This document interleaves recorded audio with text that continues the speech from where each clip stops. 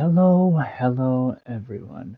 This is Oni, and today for you, I have a review for Darksiders 3.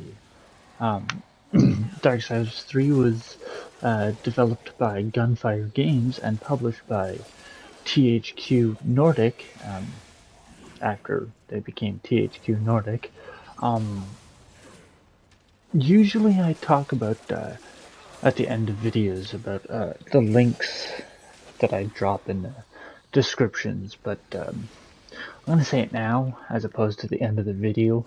If you'd rather read the written article for this review, it'll be in the description down below.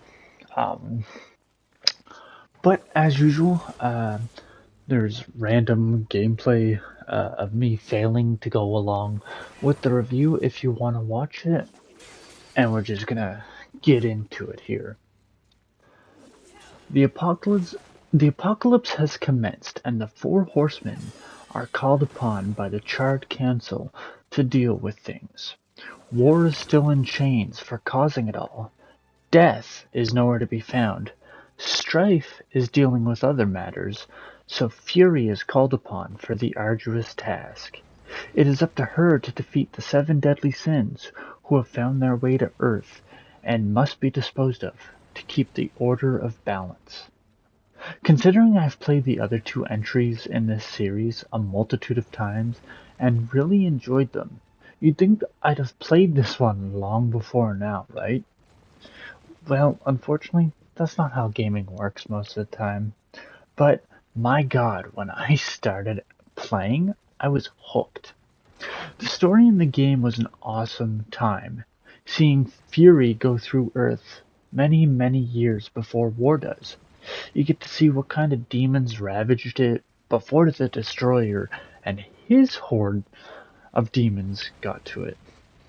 There's a couple characters that you actually see from the series while you play through this entry, like Ulthane the Maker. Man, I love that guy. Though the story was basic, I love the take on all the 7 deadly sins, my absolute favorite being Sloth, only because of how he was portrayed.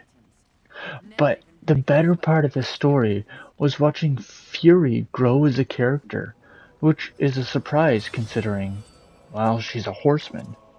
The one downside to the story, honestly, though, is just knowing that some events in the game don't actually come to fruition, only because this takes place before the first game, technically.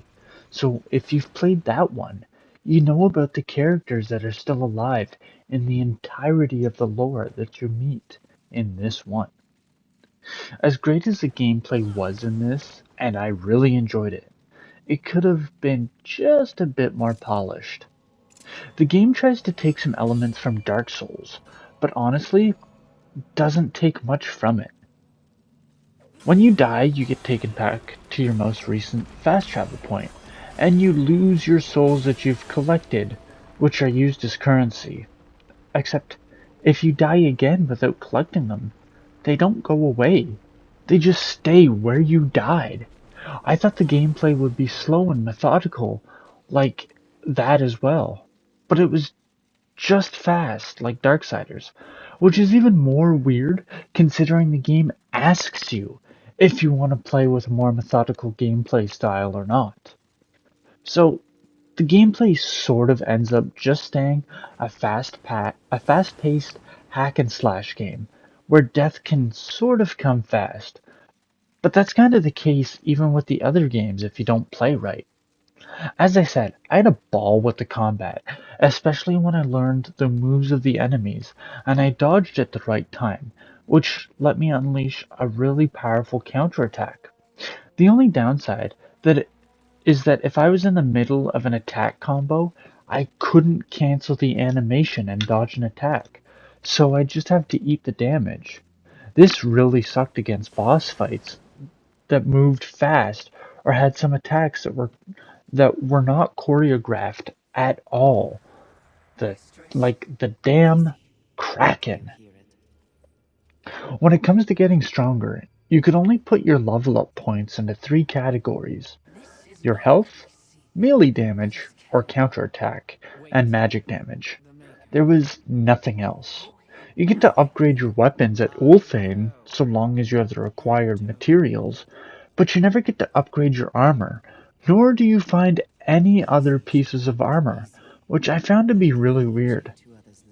As you kill bosses, you get new weapons which also give you new means of traversal, like floating or wall hanging, but you'd have to equip the weapons to get said traversal ability. Most of the time, I just stuck with the high jump because that's what was needed 85% of the time. The last thing I want to hit on is the waypoint system. All you have for direction is a compass at the top of the map that shows a skull on it for where to go next. It guides you through the areas for the most part, but sometimes when it breaks bad. Near the end of the game, I kept trying to get out of an area, and it kept sending me to a cliff I couldn't scale. During another area, I just had to hope for the best where I was going, because it kept sending me in circles. When you fast travel, you get a diamond on a fast travel point that's closest to your objective. If the waypoint was broken, so was this. So I just fast travel to the point in the game where everything branches from and hope for the best from there. It was so stupid, especially because you don't get a world map in the pause menu at all. I really enjoyed this game. I loved the combat, even if it wasn't as fluid as it needed to be.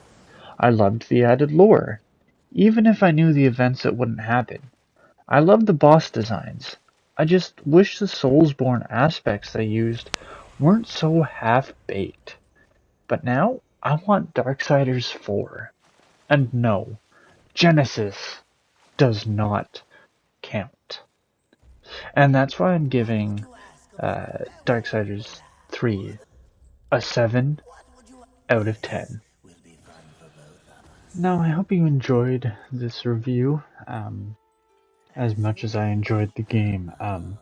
The one thing I did actually forget to mention, though, was that the game actually had a lot of screen tearing for some reason, and loading times now and again in the middle of the areas, but I guess it's not too big of a deal. Um, yeah, I just sort of forgot to mention. Anyway, if you'd like to keep up to date with everything I do, I'm going to drop my Twitter link in the description down below. If you'd like to join the Node Gamers Discord channel and talk to me about this review or old reviews or games in general, or I guess anything in general, really, the description is in the link down below. So, I hope everyone has a good morning, a good afternoon, and a good night. And until next time, goodbye.